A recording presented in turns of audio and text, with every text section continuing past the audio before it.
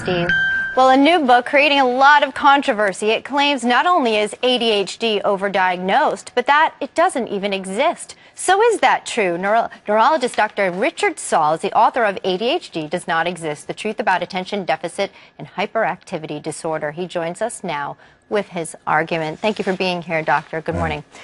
So you say that there are many other things that are misdiagnosed and sort of diagnosed into the ADHD category. What are they? We have a screen of them. These are disorders mistaken for ADHD. Exactly, and that's why I say it doesn't exist, because there are at least 20 and more than 20 conditions that mimic the symptoms of ADHD, impulsive, distractible, etc. So here we're seeing anxiety, mood, learning, sleep, and thyroid disorders. You're saying those things combined are creating this attention deficit, but that ADHD itself does not truly exist?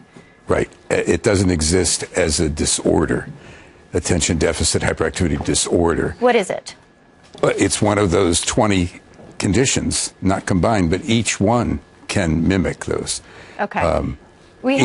Yes. We actually have, I want you to respond to this because this came in and it was interesting. There was someone who criticized your remarks here. Her name's Gina Parrish. She's the author of Is It You, Me, or Adult ADD? She says, quote, millions of adults with ADHD are not diagnosed because the old-timey physicians such as this, those who do not keep up with the literature, want to make things simpler than they are. Any physician who claims that ADHD is not a valid disorder is lying to you and perhaps to himself. Your response? My response is she never read the book.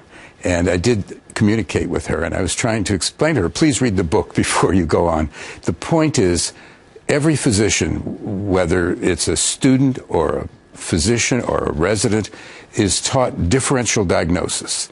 You have a working disorder symptom like ADHD. Then you should tick off the various possible choices until you come up with a diagnosis. Let's talk about treatment, though, right? So, I mean, undoubtedly, you have a point, because the use of stimulants is on the rise in terms of this diagnosis. 40% increase over the last 10 years. 11% of all kids in the country are now diagnosed. Now, some may indeed need to be diagnosed with ADHD. How are you to treat it if it's not named then as a disorder? If it's a combination of any one of 20 conditions or symptoms, what's the solution for treating it? You have to rule in or rule out each one of those 20 things to find out what the real answer is.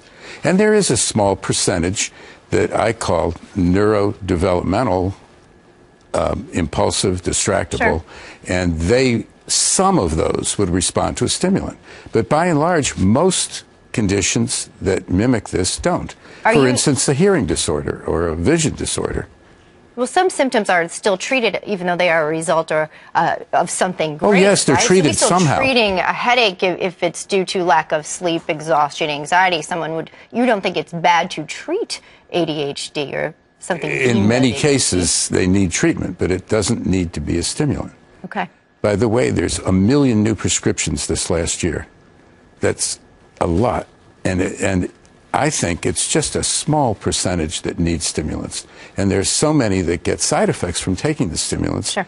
Many of the people who come to my office come after they've been on stimulants and not getting good results. Dr. Saul raising a controversial point, but also bringing a great deal of it to our attention. Thank you so much for being with us this morning. It's a pleasure.